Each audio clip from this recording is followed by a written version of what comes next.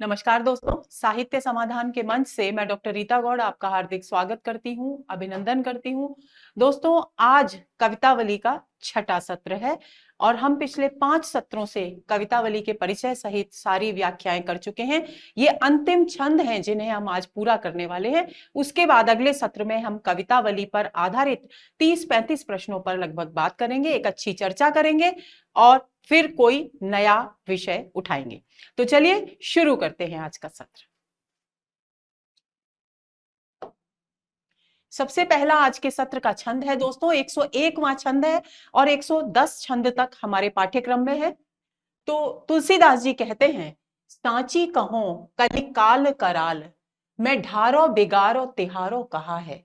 देखिए किसको संबोधित किया जा रहा है ये छंद, ये पंक्तियां कलयुग को। कराल का मतलब होता है भयंकर, विनाशकारी। हे भयंकर विनाशकारी कलयुग, मैं सांची कहूं, सच कहता हूं। मैं ढारो बिगारो तिहारो कहा है। मैंने तिहारो यानी तुम्हारा, ढारो ढारो का मतलब गिराना, बिगारो मतलब बिगाड़ना,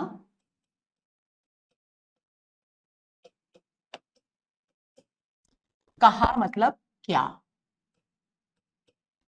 स्पष्ट है पूरी पंक्ति का अर्थ। तुलसीदास जी कहते हैं कि हे भयंकर करिकाल यानी कलयुग, तुम मुझे सच सच बताओ। मैं तुम्हें सच्ची से, सच्चे हृदय से तुमसे पूछ रहा हूं, मैंने तुम्हारा क्या गिरा दिया है, यानी तुम्हारा क्या कुछ नष्ट कर दिया है, क्या मैंने तुम्हारा बिगाड़ा है। क्यों पूछ रहे हैं, अगली पंक्ति में बता रहे हैं। काम को, कोह को, लोभ को, मोह को, मोहि सो आनि प्रपंच रहा है, कि मैंने तुम्हारा आखिर क्या बिगाड़ा है कि तुम हाथ धोकर मेरे पीछे पड़ गए हो। कैसे पीछे पड़ गए हो? कलयुग के कौन से शस्त्र हैं, कौन से अस्त्र हैं जिनके द्वारा वो किसी भी व्यक्ति की बुद्धि का हरण कर लेते हैं, उसे सन्मार्गगामी होने की बजाय कुपथगामी बना देते हैं। वे अस्त्र हैं, वे शस्त्र हैं काम। कोह का अर्थ है क्रोध, लोभ और मोह। इसमें ये वे कह रहे हैं कि मैंने आखिर तुम्हारा क्या बिगाड़ा है कि तुम काम, क्रोध, लोभ और मोह आदि संपूर्ण अपने शस्त्रों के साथ मेरे पीछे पड़ गए हो। यानी तुमने मेरे जीवन में तुम्हारे अपने इन शस्त्रों के माध्यम से ऐसा माया जाल बिखरा दिया है कि मैं भ्रमित होने लगा हूं, मैं पीड़ित होने लगा हूं। तो आखिर क्या कारण है? तुलसीदास जी कलयुग से कारण पूछ रहे हैं कि क्या कारण है अपने सब शस्त्रों को लेकर तुम मेरे पीछे पड़ गए हो और तुमने मोहिसो आनि प्रपंच रहा है, तुमने मेरे इर्द गिर्द अपने इन शस्त्रों के जरिए, इन विषय वासनाओं के जरिए एक माया जाल रच दिया है, एक प्रपंच, एक बखेड़ा खड़ा कर दिया है।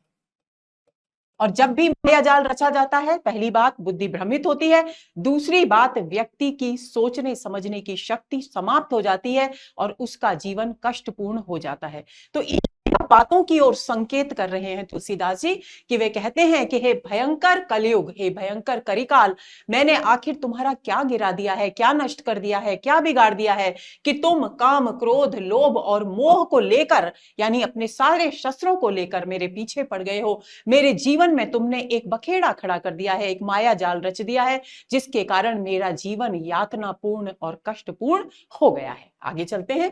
हो जग नायक लायक आज, पे मेरी उटेब कुटेब महा है। अब देखिए यहां पर तो तुलसीदास जी थोड़े से पीड़ित दिखाई दे रहे हैं, लेकिन तीसरी ही पंक्ति में आते ही उनका तेवर बदल जाता है और वो क्या कहते हैं, माना आप जग के नायक हैं, यानी इस संसार को पूरी तरह से आपने अपने वश में कर रखा है। नायक, नेता कौन होता है? जिसके वश में सभी लोग होते हैं।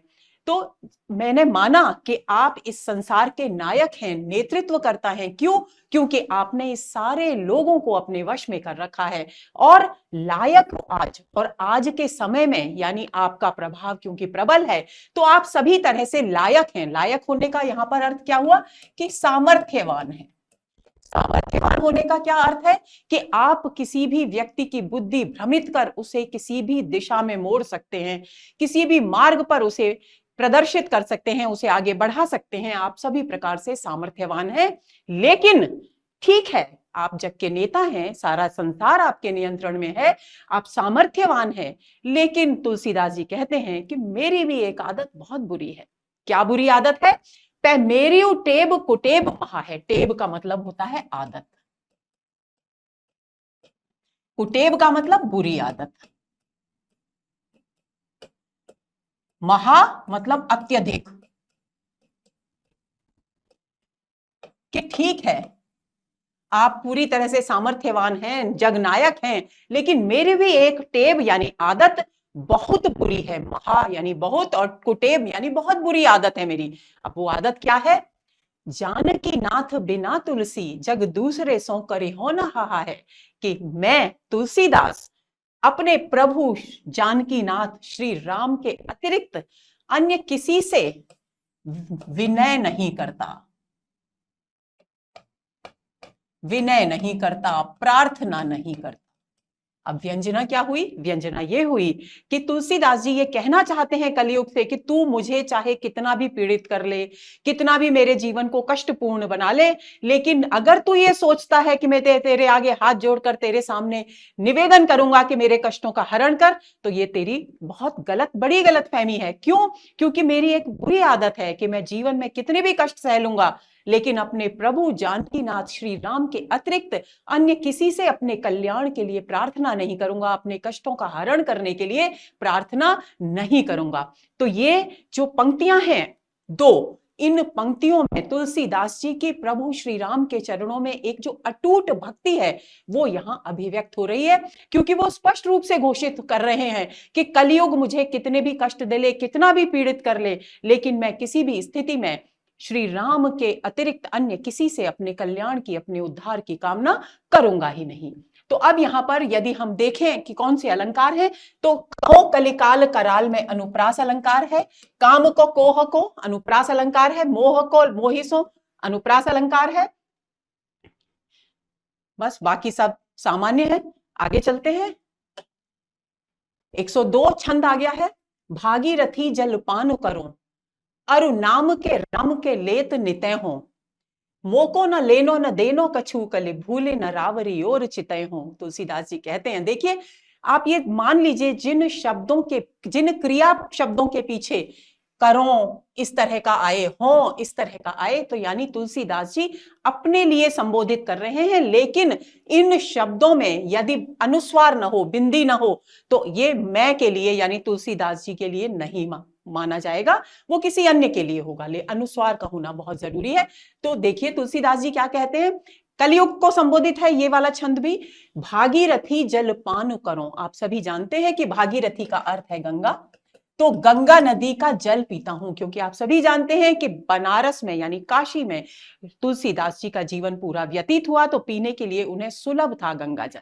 तो वो कलयुग से कहते हैं कि कलयुग सुन ले अच्छी तरह से कि भागीरथी जल पान करो हूं, कि मैं भागीरथी के जल का यानी गंगा जैसे पवित्र जल को पीता हूं, उसका पान करता हूं, और नाम के राम के लेत नित्य हूं, और नित्य प्रति, नित्य यानी नित्य प्रति, रोज प्रतिदिन,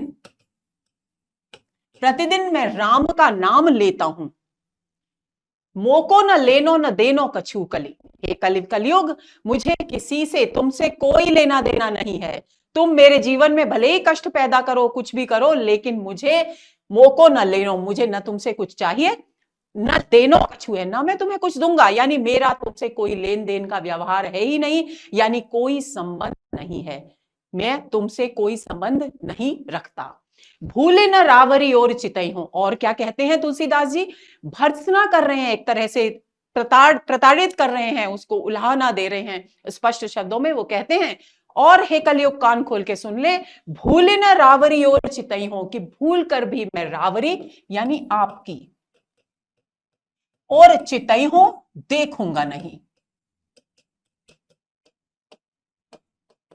यानी मेरा स्पष्ट शब्दों में कह दिया कि लेने देने की बात तो बाद की है, लेन देन तो तब आता है जब हम एक दूसरे की तरफ देखते हैं, एक दूसरे से बातचीत करते हैं।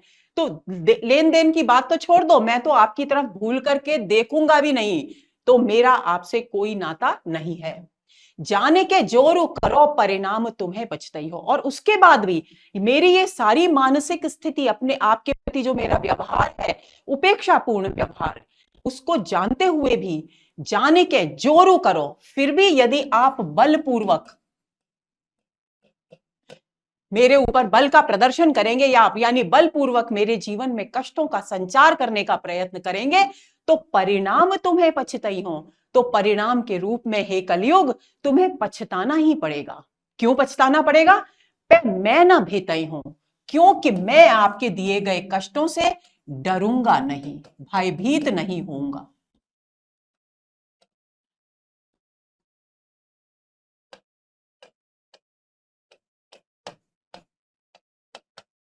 भयभीत नहीं होऊंगा।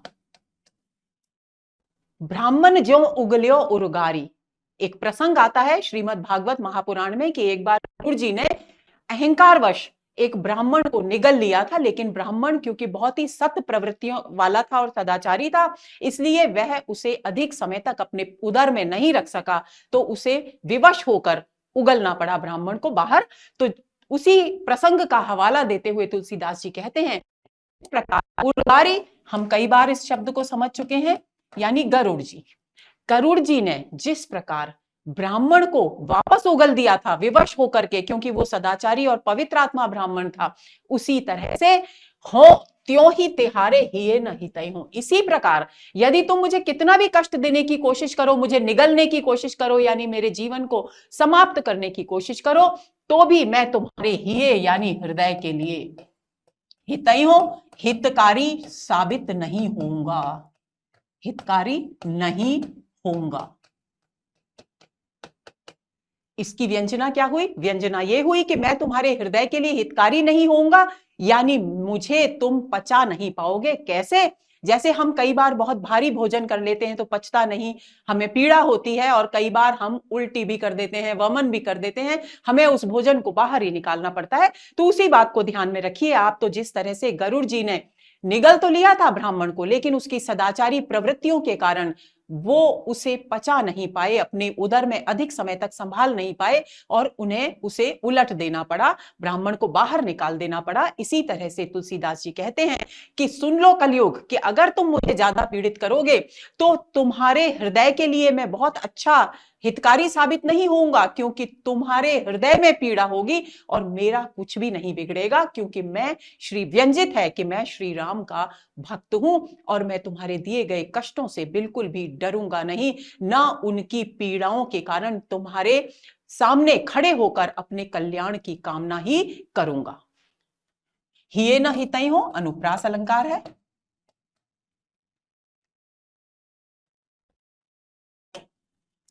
अगले पद पर आ गए हैं, मूल पद 103 आ गया है। राज मराल के बालक पेल के पालत लालत खूसर को, सुच सुंदर साल सोबारे के बीज बटोरत ऊसर को। देखिए दोस्तों, ये जो छंद है इसमें पंक्तियां भले ही कम हैं, लेकिन इस छंद की जो व्यंजना है वो बहुत ही अद्भुत है, बहुत ही गहन है। तो यहां लगता तो ये है कि ये कौन सी अप्रासंगिक सी बात कह रहे हैं तुलसीदास, लेकिन यदि हम उसके व्यंजित अर्थ को समझ लें, उसमें निहित अर्थ को समझ लें, तो हमें तुलसीदास जी की प्रतिभा की गहराई समझ में आने लगती है। तो देखिए वो क्या कहते हैं, राजमराल के बालक पेल के, ये कलयुग का प्रभाव ही चल रहा है।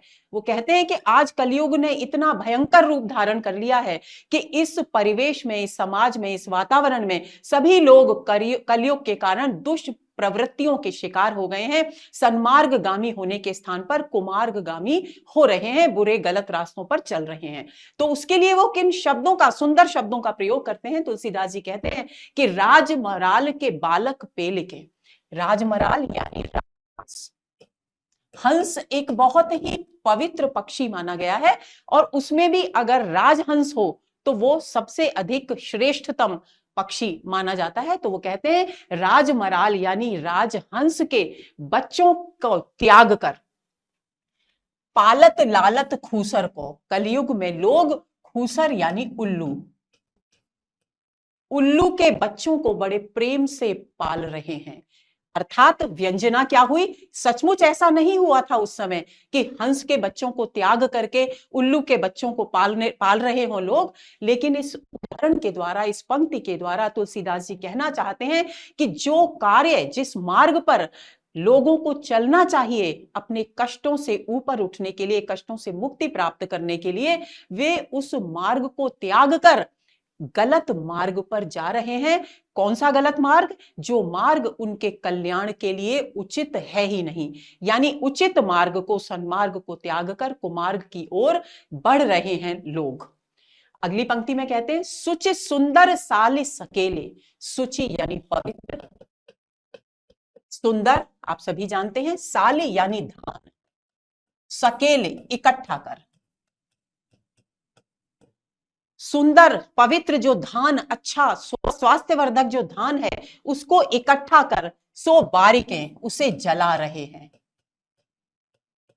बीजो बटोरत ऊसर को, यानी जो हमारे लिए कल्याणकारी है, जो लोगों के लिए कल्याणकारी है, उसको जला रहे हैं, यानी उसको नष्ट कर रहे हैं, उसकी उपेक्षा कर रहे हैं, उसके प्रति उदासीनता का भाव रख रहे हैं। बीजो बटोरत ऊसर को, और ऊसर जमीन में, जो जमीन अनुपजाऊ है, उसमें से बीज बटोरने का प्रयत्न कर रहे हैं। यानी वो प्रयत्न, ऊसर में बीज बटोरने के प्रयत्न का अर्थ क्या हुआ, इसकी व्यंजना क्या हुई कि ऐसा प्रयास जिसका कोई फल मिलने वाला नहीं है, क्योंकि ऊसर भूमि में जब कुछ उगता नहीं तो फिर बीज भी वहां प्राप्त नहीं होंगे। ये प्रयत्न व्यर्थ साबित होगा, निष्फल साबित होगा। यानी जिस प्रयत्न के द्वारा, ऐसे निरर्थक प्रयत्न कर रहे हैं लोग जिन प्रयत्नों के द्वारा उद्धार होने वाला नहीं है, उन्हें किसी फल की प्राप्ति होने वाली नहीं है, और उस मार्ग को त्याग कर रहे हैं, उस कार्य की उपेक्षा कर रहे हैं कि जिसके माध्यम से उनका कल्याण संभव है, और कुछ नहीं तो श्रेष्ठ धान को इकट्ठा कर वो अपने पेट का भरण पोषण कर सकते हैं, अपने परिवार का भरण पोषण कर सकते हैं। लेकिन व्यंजित है कि श्रेष्ठ उचित करणीय जो कर्म है, जो करने योग्य कार्य है, उचित कार्य है, उसका त्याग कर अकरणीय कार्य, यानी जो करने योग्य कार्य नहीं है, गलत कार्य है, अनुचित है, अप्रासंगिक है, ऐसे कार्य को करने की प्रयत्न कलयुग में लोग कर रहे हैं। गुण ज्ञान गुमान, इसके ऊपर एक तो क्या है, जो कार्य कल्याणकारी है उसे करने की बुद्धि नहीं है, यानी विवेक, लोगों की का विवेक समाप्त हो गया है, यानी सोचने समझने की, उचित अनुचित के बीच अंतर करने की, क्या कर्तव्य है क्या अकर्तव्य है, उन सब के बीच भेद को समझने की बुद्धि लोगों के पास नहीं है, अर्थात उनकी बुद्धि भ्रमित हो चुकी है। दूसरी बात, एक तो बुद्धि भ्रमित है, उसके बाद क्या करते हैं, अपने गुणों पर और अपने ज्ञान पर गुमान करते हैं, यानी अहंकारग्रस्त हैं। भंभेरी बड़ी, भंभेरी यानी भ्रमित, और उनकी बुद्धि कैसी है, भ्रमित बुद्धि है। क्यों भ्रमित है, उसका उदाहरण देते हैं, कल्प द्रुम काटत मूसर को। कल्प द्रुम क्या होता है, कल्प वृक्ष। मूसर क्या होता है, मूसल जो लकड़ी का बनता है और जो धान कूटने के काम आता है।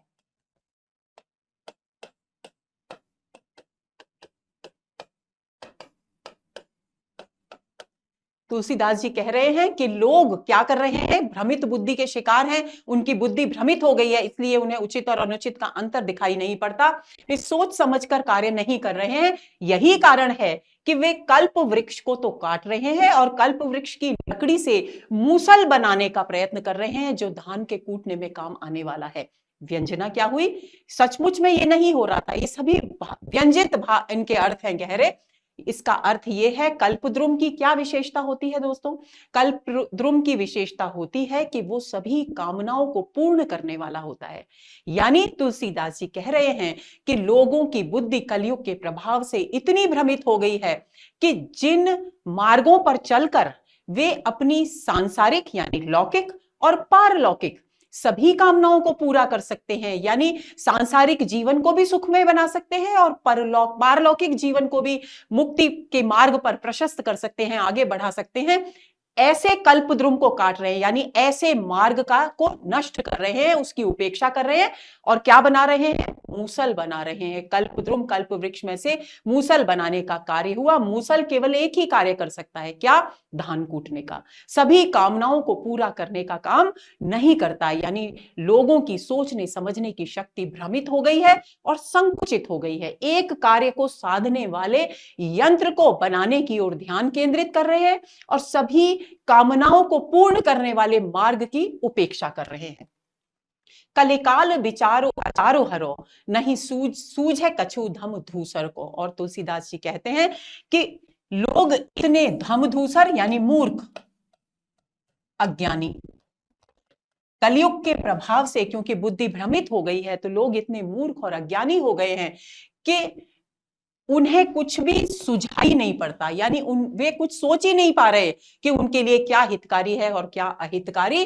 क्यों नहीं सोच पा रहे? क्योंकि कलयुग ने उनकी विचार करने की यानी सोचने समझने की, उनकी सोचने समझने की जो शक्ति है उसका हरण कर लिया है। और अचारु यानी जो सदाचार था उनके व्यक्तित्व में, जो सदाचार के गुण थे उनका भी हरण कर लिया है। यानी लोग पूरी तरह से दुराचारी, अनाचारी और चिंतनहीन, भ्रमित बुद्धि से युक्त हो गए हैं। और यही कारण है कि उन्हें अपने लिए क्या हितकारी है, क्या अहितकारी है, ये समझ में आता ही नहीं।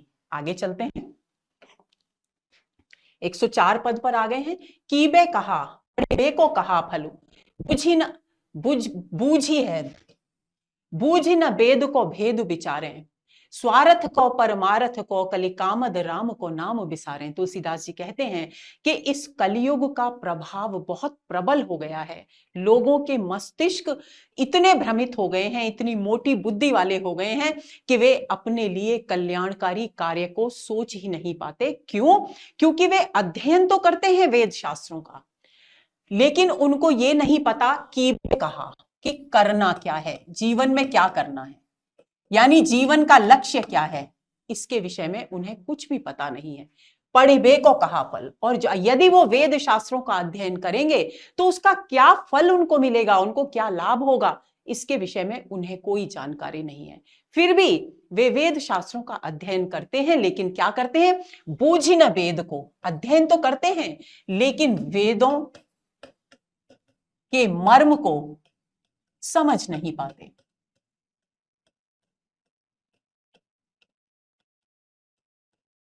तो वेदों के मर्म को नहीं समझ पाते तो उसमें भेद यानी उसमें जो निहित मर्म है उस पर विचार नहीं कर पाते, यानी चिंतन नहीं कर पाते। देखिए, पढ़ाई करने की जो प्रक्रिया है उसकी ओर बहुत सुंदर तरीके से तुलसीदास जी ने ध्यान केंद्रित किया है कि पढ़ने के लिए पढ़ना केवल जरूरी नहीं है, बल्कि उसमें क्या कहा जा रहा है उसे समझना जरूरी है सबसे पहले, फिर उस समझे हुए पर विचार करना जरूरी है, और उस विचार करने के बाद जो हमारे सामने निष्कर्ष आए उस निष्कर्ष को अपने जीवन में ढालना जरूरी है। क्योंकि अध्ययन करके केवल किताबी ज्ञान तक उस ज्ञान को सीमित रखना किसी भी व्यक्ति के व्यक्तित्व के लिए, किसी भी समाज के लिए उपयोगी नहीं होता, क्योंकि वो ज्ञान प्रगति के पथ को प्रशस्त नहीं करता, प्रगति की ओर हमें आगे नहीं बढ़ाता। लेकिन जब हम उस पढ़े हुए ज्ञान पर को समझते हैं, उस पर चिंतन करते हैं, उससे प्राप्त निष्कर्षों को अपने जीवन में उतारने का प्रयास करते हैं, तब वो ज्ञान अपनी सार्थक रूप में हमारे जीवन का पथ प्रदर्शक बनता है। तो वही बात यहां तुलसीदास जी कह रहे हैं कि वेद शास्त्रों का अध्ययन तो करते हैं लेकिन उन्हें यह नहीं पता कि करना क्या है, पढ़ने का क्या फायदा है, ये नहीं पता उन्हें। वेदों में तो कुछ कहा गया है, यहां पर वेदों से केवल उन 4 वेदों की बात नहीं है, लेकिन सभी जो शास्त्र निगम आदि हैं उन सभी ग्रंथों की ओर यहां संकेत किया गया है कि जो कुछ भी हमारे पुराणों में, हमारे शास्त्रों में, वेदों में जो कुछ कहा गया है उसके मर्म को नहीं समझ पाते तो फिर उस पर चिंतन करने का तो प्रश्न ही नहीं उठता, और चिंतन भी नहीं करते। इसलिए क्या हो जाता है? स्वार्थ को परमार्थ को, कलयुग में स्वार्थ और परमार्थ को साधने के लिए जो राम के नाम का अनमोल रत्न उन्हें उपलब्ध है, उस रत्न को वे लोग बिसारे यानी भुला चुके हैं, क्योंकि उनके पास सोचने समझने की शक्ति नहीं है। यही कारण है कि स्वार्थ को, परमार्थ को यानी अपने हित का कार्य करने जिससे हमारा स्वयं का कल्याण होगा, वो कार्य करने के लिए सहायक है श्री राम का नाम। परमार्थ यानी परमर्थ यानी मुक्ति प्राप्त करने के लिए सहायक है श्री राम का नाम। इस कलयुग में समस्त कामद यानी सभी कामनाओं को देने वाला है। कामनाओं को देने वाले का अर्थ हुआ कामनाओं को पूरा करने वाला। लेकिन फिर भी क्योंकि वे चिंतनशील नहीं है, वे विवेकशील नहीं है, इसलिए वे इस राम नाम की महिमा को भुला चुके हैं। वाद विवाद विषाद बढ़ाए के छाती पर आई और आप नहीं जा रहे। और क्या करते हैं लोग, ज्ञान प्राप्त करके उथला सतही ज्ञान प्राप्त किया, खोखला ज्ञान प्राप्त किया, और फिर उस ज्ञान के आधार पर व्यर्थ के वाद विवाद करते हैं, और उस वाद विवाद से अपने हृदय में विषाद यानी उत्पन्न करते हैं, और दूसरों के हृदय जिनसे वाद विवाद करते हैं उनके छाती में भी पीड़ा उत्पन्न करते हैं। अपनी छाती जलाते हैं, अपना मन जलाते हैं, अपने हृदय को पीड़ित करते हैं, और दूसरों की छाती को भी जलाते हैं, यानी दूसरों के लिए भी कष्ट उत्पन्न करते हैं, और इस प्रकार विषाद को समाज में बढ़ाते हैं। क्योंकि जब सभी के हृदय में विषाद, दुख, पीड़ा, कष्ट उत्पन्न होगा तो पूरा समाज ही कष्टपूर्ण हो जाएगा। चारिहु को छही को नव को 10 8 को पाठ को काठ ज्यों फारे। उदाहरण अलंकार हो गया है दोस्तों इस पंक्ति में।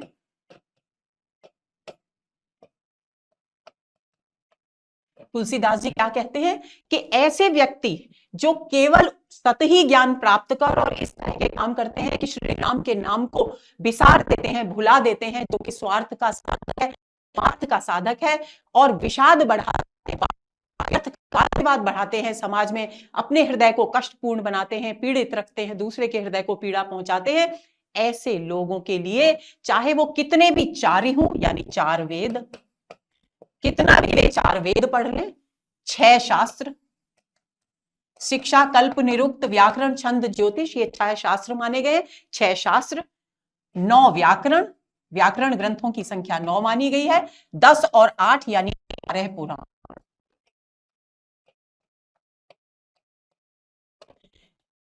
इन सबको भी पढ़ लें, लेकिन यदि वे समझ नहीं सकते, यदि उनकी बुद्धि भ्रमित है, यदि वे विवेकशील नहीं है, और यदि वे चिंतन करने में समर्थ नहीं है, तो उनके लिए कितने भी बार 4 वेदों को पढ़ ले, कितनी भी बार 6 शास्त्रों को पढ़ ले, कितने भी बार उन 9 के 9 व्याकरण ग्रंथों को कंठस्थ कर ले, 18 पुराणों का अध्ययन कर ले, लेकिन ये सब उसी प्रकार निष्फल है, व्यर्थ है, निरर्थक है, जिस प्रकार कोई व्यक्ति कुकाठू यानी बुरी लकड़ी, बुरी लकड़ी का अभिप्राय क्या है, गांठ गठीली लकड़ी, गांठदार लकड़ी।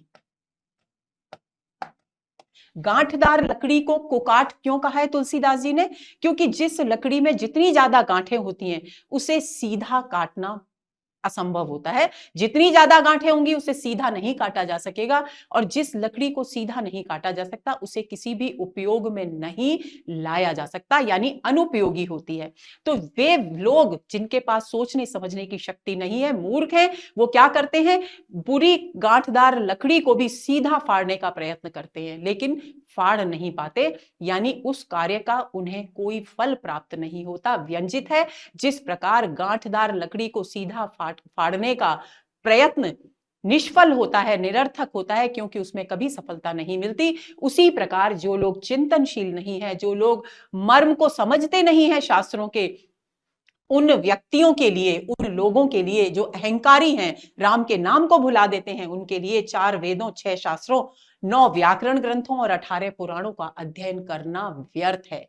क्योंकि इनका अध्ययन करना तभी सार्थक होगा जबकि व्यक्ति इन पर चिंतन करे और अपने जीवन में क्या कुछ इसमें से ग्रहण किया जा सकता है, उतारा जा सकता है, उसे समझे और अपने मार्ग को प्रशस्त करे, तभी इनका महत्व है, अन्यथा इनका अध्ययन निरर्थक है। आगे चलते हैं।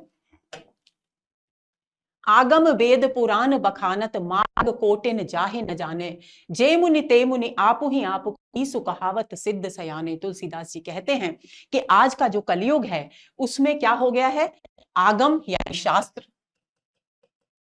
वेद पुराण, इन सब में अनेकों, कोटिन यानी करोड़ों, मार्ग यानी मार्ग, किसके करोड़ों मार्ग, मुक्ति प्राप्ति के, मुक्ति प्राप्ति के करोड़ों मार्ग बताए गए हैं। लेकिन आज कलयुग में भ्रमित बुद्धि होने के कारण लोग उन मार्गों को जानते नहीं हैं। पढ़ते तो हैं इन सब ग्रंथों, लेकिन जो मुक्ति के मार्ग हैं उन्हें जानते नहीं है। जे मुनि, और क्या हो गया है, जो मुनि हैं कलयुग में वे अपने ज्ञान को बढ़ा चढ़ाकर कहते हैं, क्योंकि वास्तव में वे ज्ञानी हैं ही नहीं। क्यों? क्योंकि उनके पास चिंतनशीलता नहीं है, उनके पास तत्व ज्ञान नहीं है, वे वेदों के मर्म को नहीं समझते और ना ही वे करणीय और अकरणीय के अंतर को समझते हैं। उनकी बुद्धि भ्रमित है, लेकिन फिर उनकी मुनि कहते हैं, इसलिए वो क्या करते हैं? आपो ही आपको, स्वयं को ही इस लोक में ईश्वर कहलाने में अधिक रुचि रखते हैं, यानी स्वयं को ईश्वर कहलाते हैं। वेदों के मर्म का ज्ञान नहीं देते, बल्कि स्वयं को ईश्वर के रूप में समाज में स्थापित करने का प्रयत्न करते हैं। क्यों? क्योंकि वे अहंकारी हैं और भ्रमित बुद्धि के शिकार हैं, और स्वयं को क्या कहलाते हैं? सिद्ध पुरुष कहलाते हैं, और परम ज्ञानी, सयाने यानी परम ज्ञानी कहलाते हैं। यानी जिनके पास आज कलयुग में ज्ञान नहीं है, खोखला सतही ज्ञान है, वास्तविक ज्ञान नहीं है, वे स्वयं को परम ज्ञानी कहते हैं, सिद्ध पुरुष कहते हैं, और स्वयं को लोगों के बीच, समाज के बीच ईश्वर के रूप में स्थापित कराने का प्रयत्न करते हैं। धर्म सबै कलिकाल ग्रसे, और इस कलयुग में धर्म का जो स्वरूप है उसे पूरी तरह से कलयुग ने ग्रसित कर लिया है, अपने प्रभाव में ले लिया है। व्यंजना क्या हुई? व्यंजना ये हुई कि कलयुग में धर्म का स्वरूप पूरी तरह से विकृत हो गया है। जब और क्योंकि धर्म का स्वरूप विकृत हो गया है, कलयुग के प्रभाव में आ गया है, यानी को प्रवृत्तियां धर्म में प्रविष्ट हो गई हैं, यही कारण है कि जब योग और वैराग्य, जो हमारे धर्म के आधार स्तंभ थे, जिनके कारण हमारा धर्म सन्मार्गी सदाचारी था, वो सभी के सभी तत्व इससे पलायन कर चुके हैं। जीव से यहां तात्पर्य जीवात्मा नहीं है, बल्कि इनके जो मूल तत्व थे धर्म के, कौन से? जप, योग और वैराग्य, ये सभी मूल तत्व पराने यानी पलायन कर चुके हैं, यानी धर्म है ही नहीं। ये को करी सोच मरे तुलसी, तुलसीदास जी कहते हैं कि परिवेश इतना विकृत हो चुका है कि मैं अंदर पीड़ित तो हूं, लेकिन मैं क्यों इन सब बातों की चिंता करूं? क्यों? हम जानकी नाथ के हाथ बिकाने, क्योंकि मैं तुलसीदास तो इस कलयुग में पूरी तरह से जानकी नाथ श्री राम के हाथों अपने आप को बेच चुका हूं। बेचने का मतलब क्या है? कि मैंने पूरी तरह से अपने पूरे जीवन को श्री राम के चरणों में समर्पित कर दिया है। तो मेरा तो उद्धार श्री राम के प्रभाव से, उनकी कृपा से, उनके अनुग्रह से होगा। इसलिए मैं इन सब स्थितियों पर विचार क्यों करूं, इनको देखकर चिंतित क्यों हूं? आगे चलते हैं, 106 पद पर आ गए हैं। धूत कहो अवधूत कहो, रजपूत कहो जुल्हा कहो कोई। अब देखिए, ये जो छंद है दोस्तों, ये तुलसीदास जी के जो जिस सामाजिक विरोध का सामना करना पड़ रहा था तुलसीदास जी को अपने जीवन में, उसकी ओर संकेत करता है। ये तुलसीदास जी कहते हैं कि कोई मुझे भले ही धूर्त कहे, धूत प्रकृति का प्राणी, अवधूत यानी कोई संत योगी कहे, राजपुत्र कहे, राजा का पुत्र कहे यानी क्षत्रिय कहे, जोलहा कहो को, या कोई मुझे जुलाहा या कपड़ा बुनने वाला कहे, काहू की बेटी सो बेटा न ब्याह, मुझे कोई फर्क नहीं पड़ता। व्यंजित है इसमें कि कोई मुझे धूर्त कहे, दुष्ट प्रकृति का प्राणी कहे, संत कहे, राजा का बेटा यानी क्षत्रिय कहे, या जोलाहा कहे, कपड़ा बुनने वाला कहे, मुझे कोई फर्क नहीं पड़ता। कोई मुझे कुछ भी कहे, क्यों नहीं फर्क पड़ता? काहू की बेटी सो बेटा न ब्याह, क्योंकि मुझे अपने किसी बेटे का विवाह किसी की बेटी से नहीं करना है, यानी मुझे इस समाज से कोई लेना देना ही नहीं है। काहू की जाति बिगाड़ न सो, और ना मुझे किसी की जाति बिगाड़नी है। इस संदर्भ में मैं आपको बता दूं दोस्तों कि जिस समय तुलसीदास जी रामचरितमानस का की रचना कर रहे थे, उस समय बहुत सारे संत समाज, जो पंडितों का वर्ग था काशी का, उनके विरोध का उन्हें बहुत सामना करना पड़ा। उनकी जाति पर तरह तरह के लांछन लगाए गए क्योंकि उन्होंने बचपन से ही भीख मांगकर अपने जीवन को जिया था, और उसके बाद वे रामचरितमानस जैसे महान पवित्र ग्रंथ की रचना कर रहे थे। तो पंडित समाज में, जो अपने आप को बहुत ज्ञानी मानता था, उस समाज में उनका बहुत विरोध किया गया, और उसी विरोध की प्रतिक्रिया के स्वरूप में ये छंद हम देख रहे हैं। तो वो कहते हैं कि मुझे किसी के साथ जाति कब बिगड़ेगी? जब मैं तो नीच जाति का हूं, मैंने मान लिया, मुझे इससे कोई फर्क नहीं पड़ता, लेकिन मैं अपने बेटे की शादी, मुझे किसी से विवाह करना ही नहीं है। तो अगर मैं अपने बेटे की शादी किसी से करूंगा, किसी की पुत्री से, तो उसकी जाति बिगड़ेगी। तो ऐसी स्थिति में मुझे तो इस तरह का कोई संबंध किसी का रखना नहीं है, और ना ही मुझे, मेरे मन में यह इच्छा है कि मैं किसी की जाति को बिगाड़ दूं। इससे संकेत मिलता है कि तुलसीदास जी के समय में जाति पाति के बंधन बहुत कठोर रूप धारण कर चुके थे। तुलसी सरनाम गुलाम है राम को, कि तुलसीदास तो सर्वोच्च सरनाम यानी अब श्रेष्ठतम तम नाम कौन सा है? श्री राम का नाम।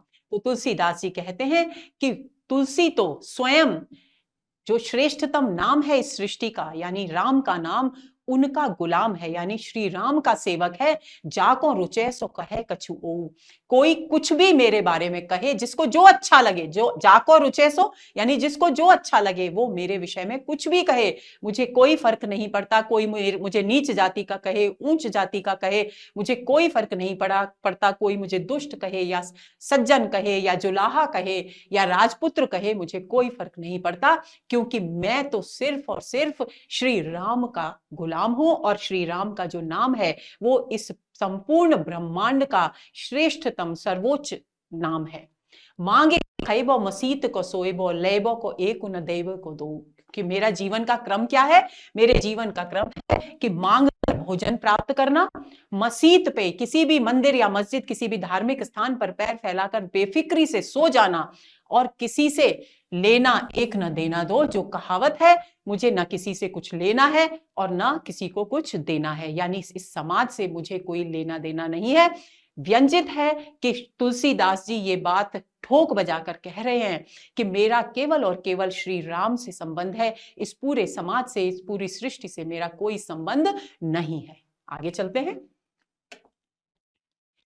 मेरी जाति पाति, मेरे जाति पाति न चाहो काहू की जाति पाति। उसी क्रम में आप आगे देखेंगे, उसी तरह की सामाजिक जो विरोध का सामना उनको करना पड़ा, उसी की प्रतिक्रिया में ये छंद भी, वो कहते हैं कि मेरे जाति पाति ना, कि मेरी तो कोई जाति पाति नहीं है। मुझे सब कह रहे हैं कि बिल्कुल जाति से भ्रष्ट है, निम्न जाति का है, कोई बात नहीं, मेरी कोई जाति पाति नहीं, न चाहो काहू की जाति पाति, और ना मैं किसी की जाति का सदस्य बनना चाहता हूं, यानी किसी और की जाति को छल पूर्वक अपनी जाति बना लेना चाहता हूं।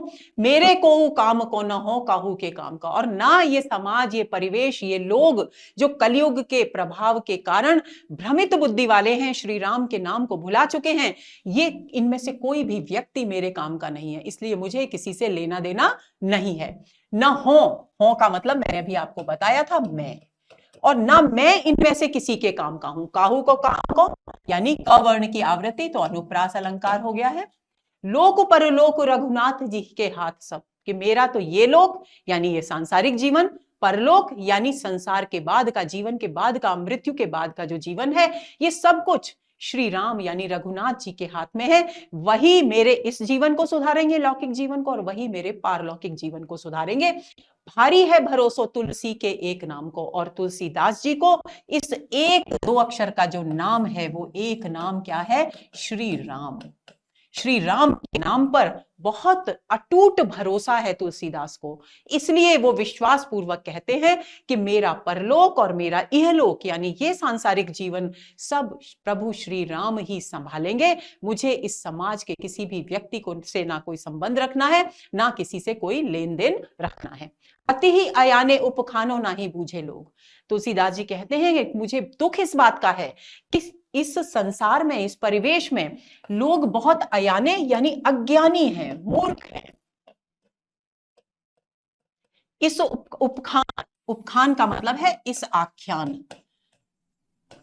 आख्यान का मतलब हुआ ये वास्तविकता। इस वास्तविकता को नहीं बूझते, नहीं जानते, समझते नहीं है लोग। कौन सी वास्तविकता? कि प्रभु श्री राम के नाम की वो महिमा इतनी अपरंपार है कि यदि हम उनका नाम ले लें तो हमारा ये लोक भी सुधर जाएगा और परलोक भी सुधर जाएगा। लेकिन इस कलयुग के प्रभाव से लोग इतने अज्ञानी, इतने मूर्ख, इतने मूढ़ बुद्धि, इतने भ्रमित बुद्धि हो गए हैं कि वे एक इस छोटी सी बात को नहीं समझते।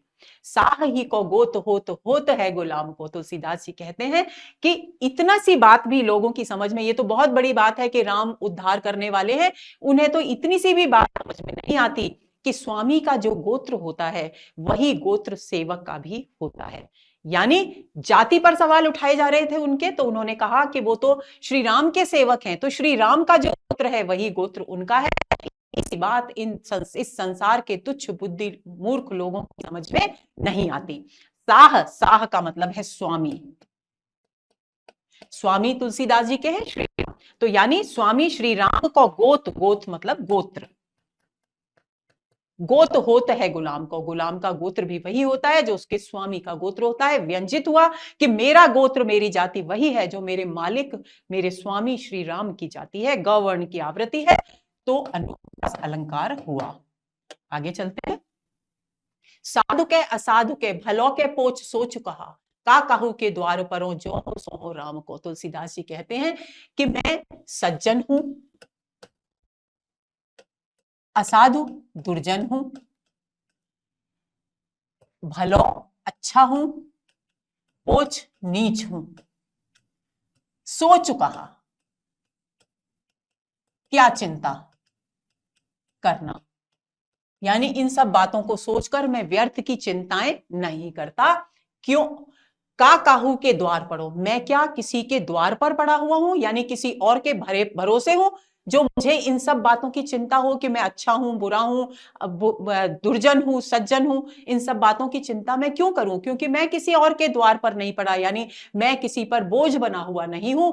मैं अच्छा हूं, बुरा हूं, दुर्जन हूं, सज्जन हूं, जैसा भी हूं, मैं हूं सो हो राम को, यानी मैं अपने प्रभु श्री राम का हूं। चाहे अच्छा हूं, चाहे बुरा हूं, जैसा भी हूं, मैं प्रभु श्री राम का हूं। इसलिए मैं लोगों की इन सब बातों की चिंता नहीं करता। आगे चलते हैं।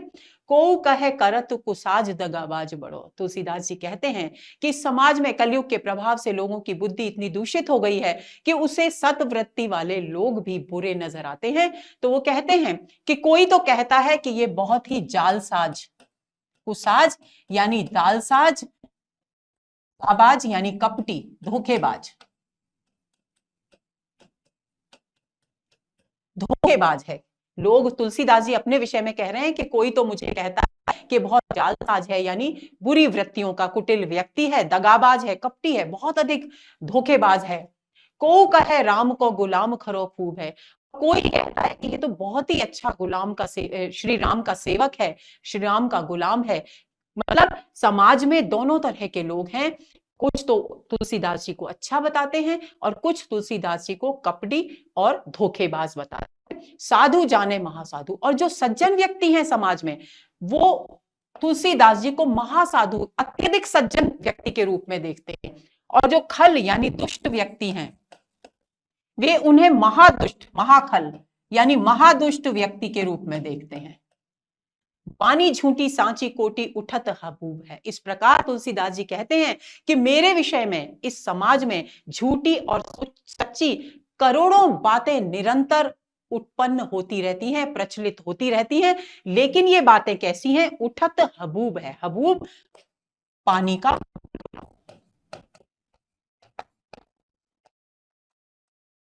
पानी के बुलबुले की खास बात क्या होती है? पानी के बुलबुले की खास बात होती है कि जितनी तीव्र गति से बुलबुला उत्पन्न होता है जल में, उतनी ही तीव्र गति से समाप्त भी होता है। तो तुलसीदास जी कहते हैं कि झूठी सच्ची इस तरह की मेरे बारे में अनेक बातें नित्य प्रति उठा करती हैं, और जितनी तेजी से वो उठती हैं उतनी ही तेजी से वो शांत भी हो जाती है, यानी पानी के बुलबुले की तरह उठती हैं और शांत हो जाती हैं, यानी वे प्रभावहीन हैं। आगे चलते हैं।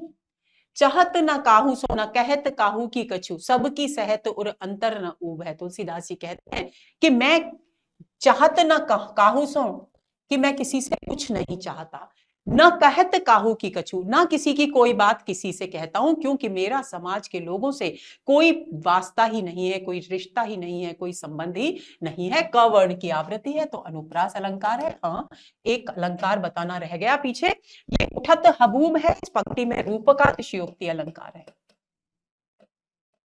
क्योंकि केवल उपमान की चर्चा है, उपमेय की चर्चा नहीं है। आगे चलें।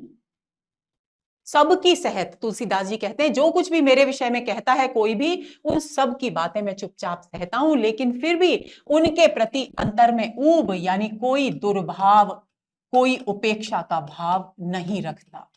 तुलसी को भलो पोच हाथ रघुनाथ जी के, राम की भगत भूमि मेरी मति दूब है। तुलसीदास जी कहते हैं कि मेरा अच्छा और मेरा बुरा, मेरा अच्छा बुरा सब कुछ श्री राम के यानी रघुनाथ जी के हाथ में है, और उनकी भक्ति की भूमि मेरी बुद्धि की में, उनकी भक्ति रूपी भूमि, ये रूपक अलंकार हो गया, मैं मेरी बुद्धि रूपी दूब, रूपक अलंकार हो गया, बुद्धि रूपी दूब। जैसे उपजाऊ भूमि में अच्छी तरह से घास जम जाती है, उसी तरह से तुलसीदास जी कह रहे हैं कि श्री राम की भक्ति रूपी भूमि में मेरी बुद्धि रूपी दूब यानी घास पूरी तरह से जम गई है, अर्थात मेरी बुद्धि श्री राम की भक्ति में लीन हो गई है, उसमें पूर्णतः स्थापित हो गई है।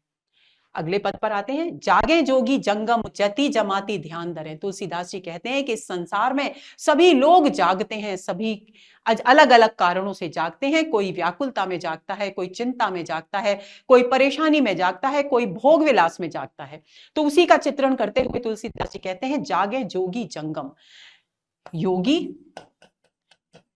और जंगम यानी भ्रमणशील साधु, जो एक स्थान पर टिक कर नहीं रहते, ऐसे जो भ्रमणशील साधु वे सब योग साधना में जागते हैं।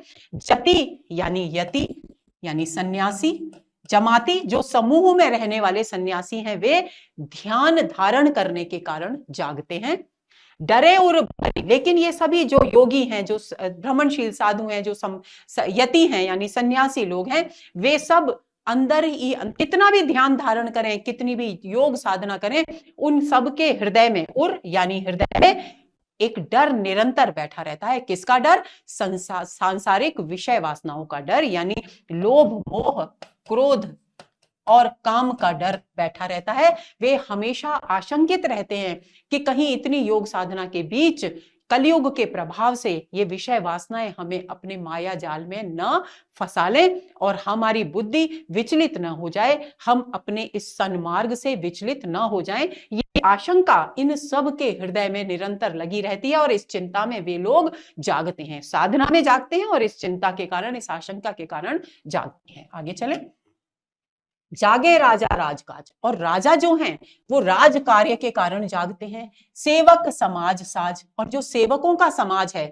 वो अपनी जिम्मेदारियों के प्रति सचेत होने के कारण जागता है, क्योंकि उसे पूरी तत्परता से, समय से, निर्धारित समय पर पूरे अनुशासन में रहकर उन सारे कार्यों को संपन्न करना है। साथे सुनी समाचार बड़े बैरी बाम के, लेकिन ये जितने भी राज कार्य के लोग हैं, चाहे वो राजा हो चाहे उनके सेवक समाज के लोग हों, वे सभी अपने बड़े बैरी यानी बड़े शत्रु, प्रबल शत्रु, और बाम यानी विरोधी, बाम यानी विरोधी, अपने बड़े प्रबल शत्रुओं और विरोधियों के समाचार सुन सुनकर ये सोचे हैं दोस्तों, सोचते हैं यानी चिंतित रहते हैं। देखिए दोनों कारण बता रहे हैं तुलसीदास जी, यति सन्यासियों के लिए भी बताया कि वे किस बात के कारण जागते हैं और चिंता क्या है उनकी। अब राज समाज के विषय में बता रहे हैं कि वे जागते हैं अपने काम के कारण, राजा राजकार्य के कारण, सेवक अपनी अपनी जिम्मेदारियों को पूरा करने के कारण जागते हैं, और चिंता का उनके कारण क्या है? उनके प्रबल शत्रु और जो समाज में विरोधी हैं राजकाज के, उन सब की चिंता के कारण जागते हैं। जागे बुद्ध विद्याहित पंडित चकित चित, और जो पंडित हैं, जो ज्ञानी हैं, ज्ञान प्राप्ति के लिए निरंतर प्रयत्नशील हैं, वो अपने ज्ञान में चकित चित यानी ज्ञान से संबंधित जो जिज्ञासाएं हैं उनके कारण जागते हैं। जागे लोभी लालच, और जो लोभी हैं वो अपने लालच के कारण जागते हैं, क्योंकि दिन रात उनके चित्त में चलता रहता है कि अधिक से अधिक धरनी यानी भूमि कैसे प्राप्त करें, अधिक धन कैसे प्राप्त करें, अधिक धाम यानी भवन कैसे प्राप्त करें, अधिक मकान कैसे प्राप्त करें यानी संपत्ति कैसे प्राप्त करें। जागे भोगी भोगी, और जो भोगी हैं यानी भोग विलास में लीन रहने वाले लोग हैं, वे भोग विलास के कारण जागते हैं। जो वियोगी हैं वे अपनी दुख के कारण जागते हैं, और जो रोगी हैं वे अपनी रोग की पीड़ाओं के कारण जागते हैं। और ये सभी जो वियोगी हैं, जो रोगी हैं, जो भोगी हैं, उन सब की चिंता, भोगी को चिंता होती है कि उनकी भोग विलास की जो सुविधाएं हैं वो कहीं उनसे दूर ना हो जाएं। वियोगी को चिंता होती है कि ऐसा ना हो कि उसके जिनके वियोग में वो हैं वो वियोग निरंतर बढ़ता ही जाए, कभी संयोग की स्थिति आए ही ना। और जो रोगी है वो इस चिंता में जागते हैं कि ऐसा ना हो कि उसका रोग कभी समाप्त ही ना हो। सो सुख तुलसी भरोसो एक राम को। लेकिन इस तरह के चिंता और जागरण के वातावरण में तुलसीदास जी कहते हैं कि तुलसीदास सुख से एक राम के भरोसे यानी अपना सब कुछ श्री राम के चरणों में समर्पित कर सुख की नींद चिंता निश्चिंत भाव से चिंता रहित होकर के सोते हैं। अगला पद और ये अंतिम पद है, इसके बाद हमारा पाठ्यक्रम कवितावली का पूर्ण हो जाएगा। राम पिता राम मातु पितु बंधु सुजन गुरु पूज्य परम हित साहेब सखा सहाय है। ये सहाय नेह नाते पुनीत चित देसु कोसु कुल कर्म धर्म धनु धाम धरने गते जाति पाते सब भांति लागे राम ही हमारे पति। तुलसीदास जी कहते हैं कि राम ही मेरी माता है, राम ही मेरे पिता हैं, राम ही मेरे बंधु यानी मेरे मित्र हैं, सगे संबंधी हैं, और मेरे सुजन मेरे लिए हितकारी हैं, मेरे गुरु हैं, मेरे लिए पूज्य हैं, और मेरा कल्याण करने वाले हैं। मेरे साहेब यानी मेरे स्वामी श्री राम हैं, मेरे मित्र श्री राम हैं, और हर विकट स्थिति में मेरी सहायता करने वाले श्री राम हैं। और इस दुनिया में यदि मेरा कोई प्रेम का संबंधी है तो वो श्री राम है। और अगर इस दुनिया में कोई ऐसा है जिसमें मेरा पवित्र मन लगा हुआ है तो वो भी श्री राम है। देश कोसु कुल कर्म धर्म धनु धाम धरने गते, और स्थान पर एक एक कोस पर अपने कुल में, अपने कर्म में, धर्म में, अपने धन की स्थिति में, अपने घर में, धाम घर, और धनु यानी धन यानी संपत्ति, धरनी यानी पृथ्वी, सभी स्थितियों में मेरी एक ही गति है, और वो गति है श्री राम के चरणों में लीन रहने की गति, उनके प्रति भक्ति भाव रखने की गति। जाति पाति सब भांति लागे राम ही मेरे पति। चाहे जाति पाति की बात करो या अन्य किसी भी संबंध से बात करो, ये सारी बातें उन्होंने कह दी कि किसी भी संबंध से बात करो, मेरे स्वामी प्रपति यानी स्वामी सिर्फ एक राम ही है। स्वामी और पति का एक अर्थ रक्षक भी होता है। मेरे रक्षक, मेरे स्वामी केवल और केवल श्री राम है। परमारथ स्वार्थ सुजस सुलभ राम ते सकल फल। और मेरे ये स्वामी जो श्री राम हैं, तुलसीदास जी कहते हैं कि वे ऐसे हैं कि वे परमार्थ यानी मुक्ति का मार्ग करने वाले, स्वार्थ यानी मेरा स्वयं का कल्याण करने वाले हैं, सुजस मुझे श्रेष्ठ उत्कृष्ट यश प्रदान करने वाले हैं, और सभी प्रकार के इस संसार में और इस लोक में और परलोक में जो भी श्रेष्ठ फल हैं, सकल यानी सभी श्रेष्ठ फलों को मेरे लिए सुलभ कराने वाले भी श्री राम हैं। यानी मेरी सभी कामनाओं की पूर्ति, मेरी रक्षा, मेरा कल्याण, मेरा उद्धार सब कुछ राम की कृपा के कारण हो रहा है। कह तुलसीदास अब जब कबहू एक राम ते मोर भल। तुलसीदास जी कहते हैं कि अब यानी इस जीवन में भी, जब अगले जीवन में भी, और कबहू यानी कभी भी किसी भी जीवन में यदि तुलसीदास कहते हैं कि मेरा भला होगा तो वो केवल और केवल श्री राम के द्वारा ही होगा। मेरा उद्धार किसी भी स्थिति में, चाहे वर्तमान में, चाहे भविष्य में, या अतीत में, या आगामी जन्म जन्मांतर में, जब कभी भी मेरा कल्याण होगा, मेरा उद्धार होगा, तो उस उद्धार को करने वाले, मेरे उद्धारकर्ता, मेरा भला करने वाले केवल और केवल श्री राम होंगे। धरन ध वर्ण की आवृत्ति हुई है तो यहां अनुप्रास अलंकार है, और तुलसीदास जी की श्री राम के चरणों में एक निष्ठता और कलयुग का प्रभाव। आज हमने जितने भी छंद पढ़े हैं उन सभी छंदों में यही मूल स्वर उभर करके सामने आ रहा है, जो कवितावली के विषय वस्तु का एक महत्वपूर्ण अंग है। इसे आप ध्यान में रखेंगे। तो दोस्तों, ये हुआ हमारा आज का सत्र। उम्मीद करती हूं कि सभी छंद आपको अच्छी तरह से समझ में आ गए होंगे और आपका इनमें मन भी रम गया होगा। ऐसा भी लग रहा है मुझे कि संभव है कि आप सभी श्री राम के भक्त हो जाएं। तो चलिए, आपका पथ प्रशस्त हो, आप अपने लक्ष्य को प्राप्त करें। अगले सत्र की इंतजार कीजिए, प्रतीक्षा कीजिए। नमस्कार।